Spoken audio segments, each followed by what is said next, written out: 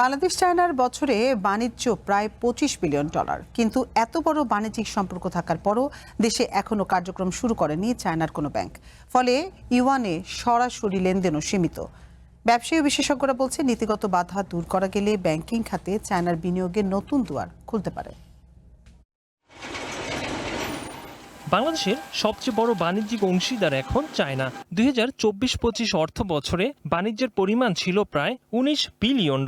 এর মধ্যে চীন থেকে বাংলাদেশ $18.56 বিলিয়ন পণ্য আমদানি করে। বিপরীতে দেশটিতে রপ্তানি হয় $694.49 মিলিয়ন পণ্য। যদিও অনানুষ্ঠানিক হিসেব যোগ করলে বাণিজ্যের পরিমাণ প্রায় $25 বিলিয়ন বলছেন আমদানিকারকেরা। ভবিষ্যৎ হোক নিরাপদ, বিনিয়োগ হোক বিশ্বস্ত, আর আমার পছন্দ সল্ট বে। ওয়েলকাম টু সল্ট বে।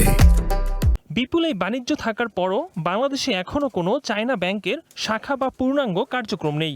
এমনকি চায়নার অর্থায়নে হওয়া বড় বড় মেগা প্রকল্পে নির্ভর করতে হচ্ছে ব্রিটেন, আমেরিকা বা তৃতীয় কোনো দেশের ব্যাংকের উপর। ব্যবসায়ীরা বলছেন, আমদানি রপ্তানির লেনদেন ডলারে নিষ্পত্তি হয়। চায়নার ব্যাংক থাকলে ইউয়ানে লেনদেন করা যেত, এতে সময় ও খরচ দুটোই কমতো। আমাদের সব এখন ডলারে এলসি করতে হচ্ছে। আমরা কেন চাইনিজ মানিতে করতে পারি না? একটা ব্যাংক কেন হচ্ছে না? চীন যদি আজকে এখানে আপনার ব্যবসা একটা ব্যাংক উদ্বোধন করে সেখানে যে সে পুঁজিটা নিয়ে আসবে, এখন যে আমাদের ব্যাংকের যে পুঁজি ক্রাইসিস, ফান্ড ক্রাইসিস, তারা ফাইন্যান্স করতে পারতেছে না। ওর টাকাটা আসলে আপনার মিনিমাম 100 ফ্যাক্টরিতে তারা ইনভেস্ট করতে পারবে, ওয়ার্কিং ক্যাপিটাল দিতে পারবে। প্রধানমন্ত্রীর চায়না সফরের সময় দেশটির এক্সিম ব্যাংকের বাংলাদেশের শাখা খোলা নিয়ে আলোচনা হয়। বাংলাদেশ বিনিয়োগ উন্নয়ন কর্তৃপক্ষ বিডা বলছে, চায়নার ব্যাংক আসলে বড় বিনিয়োগ নিয়ে আসবে।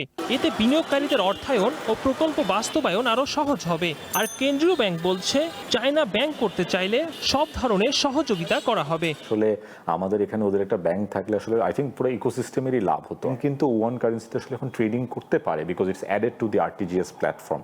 সো এরকম স্মল কিছু পদক্ষেপ নেওয়া হয়েছে টু এনকারেজ ওয়ান রেগুলেটরি সাইডে। চীনের তো প্রচুর ইনভেস্টমেন্ট আছে, প্রচুর ট্রেডিং হয়। এই দেশে যাদের নাগরিক আছে, তাদেরকে ব্যবসায়িক অন্যান্য সেবা দিতে চায়, তাদের উচিত হবে একটা ব্রাঞ্চ খোলা। এবং বাংলাদেশ ব্যাংক এই ধরনের প্রপোজাল আসলে দ্রুততম সময়ে ইতিবাচক সাড়া দিবে। শুধু দ্বিপাক্ষিক বাণিজ্য নয়, বিদেশি বিনিয়োগের গতি বাড়াতেও গুরুত্বপূর্ণ ভূমিকা রাখতে পারে চায়নার ব্যাংক। এজন্য প্রয়োজনীয় নীতি সংস্কারের উপর জোর দিচ্ছেন খাত সংশ্লিষ্টরা।